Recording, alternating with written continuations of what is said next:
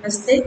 आज भारत का भूगोल के प्रथम प्रश्न पत्र जो हमारा तृतीय वर्ष का नाता है, आज उसकी द्वितीय कक्षा है जिसमें आप सभी का स्वागत है। जैसा कि हमने पहली कक्षा में पाठ्यक्रम की चर्चा की थी, हमने देखा था कि हम किस पाठ्यक्रम को पढ़ेंगे, प्रथम प्रश्न पत्र में कौन कौन से बिंदु समाहित होंगे। आज उसी क्रम में हम दूसरा चरण ले रहे हैं और जिसमें हम भारत की पहले बिंदु को छुएंगे और वह है भारत की अवस्थिति विश्व के संदर्भ में, एशिया के संदर्भ में, दक्षिण पूर्वी एशिया के संदर्भ में। अवस्थिति को देखने के लिए तो कल ही हमने चर्चा कर ली थी कि भारत की अक्षांश देशांतरीय जो स्थिति है, जो लोकेशन है भारत की, वो 8 डिग्री 4 मिनट से 37 डिग्री 6 मिनट अक्षांश तक, और देशांतरीय स्थिति जो हमारी है वो है 68 डिग्री से लेकर 97 डिग्री 25 मिनट पूर्व देशांतर तक स्थित है। भारत की जो अक्षांश की स्थिति है वो भारत को उत्तरी गोलार्ध में उष्ण और उपोष्ण कटिबंधीय क्षेत्रों में समाहित करती है, और भारत की जो देशांतरीय स्थिति है वो भारत के पूर्वी गोलार्ध के लगभग मध्य में स्थापित करती है। पूर्वी गोलार्ध के हम लगभग मध्य में स्थित हैं और भारत हिंद महासागर के संदर्भ में हिंद महासागर के सीधे उत्तर में, जैसा कि आपको पीछे नक्शे में नजर आ रहा है, भारत की जो स्थिति है वो हिंद महासागर के सीधे ऊपर की तरफ है। तो एक तरह की कमांडिंग पोजीशन के अंदर भारत हिंद महासागर में है। हिंद महासागर में एक नियंत्रण स्थिति के रूप में भारत है, और भारत क्योंकि एक अच्छी सैन्य शक्ति भी है, तो हिंद महासागर की स्थिति का उसे पूर्ण रूप से लाभ भी मिल रहा है। अब हम विश्व के संदर्भ में भारत की अगर स्थिति को देखें तो भारत आपको इसमें नजर आ रहा है सभी एशिया महाद्वीप के दक्षिण पूर्वी कोने में स्थित है। हिंद महासागर में भारत के दो पड़ोसी हैं, अफ्रीका और ऑस्ट्रेलिया। ये दो महाद्वीप भारत के हिंद महासागर में पड़ोसी हैं। ऊपर जो मध्य एशिया का भाग है, भारत के ऊपर मध्य एशिया आता है, और अगर हम इसके पश्चिम में देखें तो यूरोप भारत का निकटतम पड़ोसी बन जाता है। अरब प्रायद्वीप से भारत की निकटता है, और अरब प्रायद्वीप के बाद एक बहुत विस्तृत जो प्रायद्वीप है भारत है। इसके बाद मलय प्रायद्वीप आपको अगर दिख रहा है पूर्व की तरफ, तो मलय प्रायद्वीप दिख रहा है, और मलय प्रायद्वीप के बाद हम ऑस्ट्रेलिया की स्थिति देखते हैं। इसी के साथ अगर हम आगे जाते हैं तो इस मलय प्रायद्वीप में अगर मलय जापान से अपनी निकटता देखते हैं, जापान की स्थिति आती है, और एशिया के प्रशांत महासागर से हम मलय प्रायद्वीप के सहारे मलक्का स्ट्रेट के सहारे हम प्रशांत महासागर से जुड़ जाते हैं। तो हमारे जो पूर्व में प्रशांत महासागर है, दक्षिण में हिंद महासागर है, और पश्चिम में अरब महासागर है। भूमध्य सागर भी हमसे बहुत अधिक दूर नहीं है, और यहाँ पर अरब के बीच में स्वेज नहर है। स्वेज नहर के सहारे हम सीधे यूरोप से इस समुद्र मार्ग से जुड़ जाते हैं। भारत के अगर समुद्री मार्ग को देखा जाए तो भारत समुद्र से सीधा अफ्रीका से जुड़ा हुआ है, दक्षिणी एशिया से तो जुड़ा हुआ ही है। अगर मलक्का स्ट्रेट के सहारे हम प्रशांत में जाते हैं तो पूर्वी एशिया से जुड़ जाता है, और ऑस्ट्रेलिया से जुड़ा हुआ है, स्वेज नहर के सहारे यूरोप से जुड़ा हुआ है। तो भारत की जो स्थिति है हिंद महासागर में, उस स्थिति के कारण भारत की समुद्र में जो जुड़ाव है, समुद्री प्रमुख जो मार्ग है, व्यापारिक मार्ग है, उस व्यापारिक मार्गों के केंद्र में आता है। तो जो यूरोप से चाइना के बीच जो व्यापार होता है वो स्वेज नहर के इसी मार्ग के सहारे होकर होता है। तो जो सारा स्वेज नहर का जो व्यापार है, जो हिंद महासागर और भूमध्य सागर के बीच जो चल रहा है, वो सारा भारत से होते हुए ही गुजरता है। तो इस वजह से भारत एक की पोजीशन के अंदर आ जाता है, और हिंद महासागर में भारत की स्थिति बहुत ही महत्वपूर्ण है, ये हमें समझना होगा। विस्तार की दृष्टि से भी भारत विश्व में अपने विस्तार की दृष्टि से भी महत्वपूर्ण स्थान रखता है, लंबा चौड़ा देश है, परंतु जनसंख्या की दृष्टि से भारत का स्थान विश्व में दूसरा है, जो हम जानते हैं। 7वां स्थान विस्तार की दृष्टि से है, और जनसंख्या की दृष्टि से दूसरे स्थान पर आता है।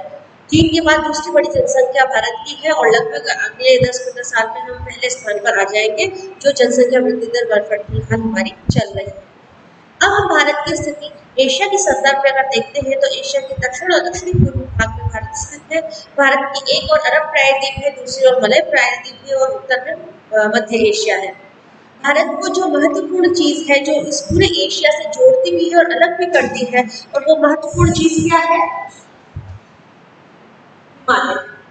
हिमालय की भारत के उत्तर में जो स्थिति है वो भारत को एक अलग प्रायद्वीप होते हुए भी एक अलग प्रतित स्थिति के अंदर पैदा करती है, क्योंकि भारत सीधा सीधा मध्य एशिया से नहीं जुड़ा है। तो सांस्कृतिक रूप से भी और जलवायु के रूप से भी भारत एकदम से अलग हो जाता है बचे हुए एशिया से। और उसकी वजह क्या है? हिमालय, जो कि दक्षिण से आने वाली हवाओं को उत्तर में जाने से, उत्तर से आने वाली हवाओं को दक्षिण में आने से पूर्ण रूप से रोकता है। और इस वजह से भारत जलवायु के रूप में और एक इकाई के रूप में पूरे एशिया से जुड़ा होने के बावजूद भी एक अलग स्थिति में नजर आता है। तो भारतीय प्रायद्वीप, जो हम भारतीय प्रायद्वीप की अगर बात करते हैं तो भौगोलिक रूप से भारतीय प्रायद्वीप के अंदर पाकिस्तान, कुछ भाग अफगानिस्तान, बांग्लादेश जुड़ा हुआ है, और वो भारतीय प्रायद्वीप का ही एक भाग है। भूटान और नेपाल तो हिमालय का ही भाग है। तो इस भारतीय प्रायद्वीप भौगोलिक रूप से एक अलग इकाई के रूप में नजर आता है, और उसकी इकाई होने की वजह है हिमालय। पूर्व में भी पूर्वोत्तर पहाड़ियां हैं जो भारत को शेष एशिया से अलग करती है। उत्तर में हिमालय है, और पश्चिम में जाकर काकेशस जो पर्वतमाला है और सुलेमान तीर्थर है, ये भारत को भारतीय प्रायद्वीप को बचे हुए एशिया से अलग अपनी एक स्थिति में लाकर खड़ा करती है। तो भारत एक प्रकार से अलग भौगोलिक इकाई है, एशिया में जुड़ा होने के बावजूद भी एशिया से अलग है। और अगर थोड़ी सी चर्चा करें इतिहास की, प्लेट विवर्तनिक की अगर हम चर्चा करें तो प्लेट विवर्तनिक में आपको पता होगा कि भारत गोंडवाना लैंड का भाग था, जो भारतीय मुख्य भूमि है वो एशिया से जुड़ी हुई नहीं थी। इसके बीच में टैथिस सागर था और भारत दक्षिण में था, जो अफ्रीका, अंटार्कटिका और ऑस्ट्रेलिया से जुड़ा हुआ था। भारत मूल रूप से इन 3 महाद्वीपों से जुड़ा हुआ था, और बाद में प्लेट विवर्तनिकी की वजह से ये आपस में अलग हुए और भारत को उत्तर की तरफ स्थापन हुआ, और भारत आगे जाकर एशिया से जुड़ा। तो एशिया से भारत प्रारंभ में जुड़ा हुआ नहीं था, अलग इकाई था। और वो पहले जो प्लेट विवर्तनिक में जो महाद्वीपों का विभाजन हुआ, उससे पहले वो अफ्रीका, ऑस्ट्रेलिया और अंटार्कटिका से जुड़ा हुआ था। तो मूल रूप से भारत की जो प्रायद्वीप में भारत विशेषकर उसकी चट्टानें हैं, वो उत्तर मध्य एशिया से मेल न खाकर अफ्रीका, ऑस्ट्रेलिया और अंटार्कटिक की चट्टानों से अधिक मेल खाती है। तो भौगोलिक रूप से उसकी संलग्नता इन महाद्वीपों के साथ थी, न कि एशिया के साथ। परंतु भविष्य के आगे जाकर भारत उत्तर की तरफ विस्थापित हुआ, और जो टैथिस सागर था उसमें खिंचाव हुआ, और खिंचाव के कारण एशियाटिक प्लेट और इंडियन प्लेट के बीच में जो टैथिस सागर था, उस टैथिस सागर में वलय पड़े और हिमालय का निर्माण हुआ, और यही हम दो एशिया से भारत को जोड़ने वाली कड़ी साबित हुआ। तो ये भारत को एशिया से जोड़ता भी है और भारत को एशिया से अलग भी करता है। तो भारत मूल रूप से एशियाटिक प्लेट का भाग ना होकर इंडियन प्लेट का भाग है। प्लेट में आप जानते हैं कि इंडियन प्लेट में पूरा हिंद महासागर आता है और भारत आता है। तो ये इंडियन प्लेट में ऑस्ट्रेलिया भी आता है। तो ये इंडियन प्लेट का पार्ट होकर भौगोलिक रूप से जुड़ा प्रतीत होने के बावजूद भूवैज्ञानिक दृष्टि से भारत एशिया का पार्ट नहीं है। तो ये हमें यहाँ पर समझना होगा। हालांकि हम जब अभी वर्तमान अवस्थिति की जब हम बात करते हैं तो भारत एशिया का ही भाग है, और सागर के रूप में हिंद महासागर के ऊपर एक ही पोजीशन के अंदर स्थापित है। हमें भारत की स्थिति में ये देखना होगा कि भारत आकार की दृष्टि से एक बड़ा देश है, जनसंख्या की दृष्टि से एक बड़ा देश है, और संस्कृति की परिप्रेक्ष्य में भी एक बहुत ही पुरातन और विकसित राष्ट्र है, जिसकी अपनी हजारों वर्ष की सनातन संस्कृति रही है और वो लगातार चली आ रही है। यानी भारत की संस्कृति उन कुछ संस्कृतियों में से है जिसके अंदर कोई विच्छेद नहीं आया है, और पिछले 3-4 हजार साल से हमें निरंतर इतिहास मिलता है इस संस्कृति का। कई सारी संस्कृतियां भारत से भी प्राचीन थी, विश्व में जो समाप्त हो गई, जिनका अब हमें सिर्फ अवशेष मिलता है। परंतु भारतीय संस्कृति की खास बात है कि उसमें एक निरंतरता मिलती है, और हजारों वर्षों से वो निरंतर रूप से ये संस्कृति चली आ रही है।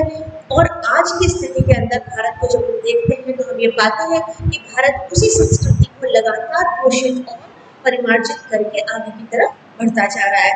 तो ये भारत की एक बहुत बड़ी पहचान है। तो भारत की स्थिति जिसे आपने देखा छात्रों, भारत की स्थिति एशिया और विश्व के संदर्भ में पूर्वी गोलार्ध और उत्तरी गोलार्ध में जो स्थिति है और समुद्र के परिप्रेक्ष्य में जो स्थिति है। आगे आने वाली कक्षाओं में भारत के अगले बिंदु विभिन्नता में एकता और भारत की अन्य बिंदुओं के बारे में हम चर्चा करेंगे।